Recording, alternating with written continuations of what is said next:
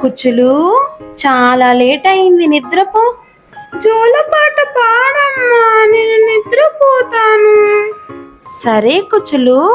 చందమామ రావే, జాబిల్లి రావే. ఆపమ్మా, ఎప్పుడు నువ్వు అబద్ధమే చెప్తావు. ఏమైంది కుచ్చులు, ఎందుకలా అన్నావు? ఎప్పుడూ చెప్తావు చందమామ రావి అని, కానీ అది ఎప్పుడూ రాదు. అది ఆకాశంలోనే ఉంటుంది. నా చిన్నప్పటి నుంచి అమ్మమ్మ కూడా ఇదే పాడేది.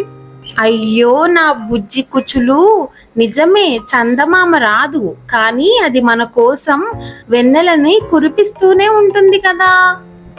సరే అమ్మా, నాకు నిద్ర వస్తుంది. నేను ఆ చందమామ చూస్తూ నిద్రపోతాను.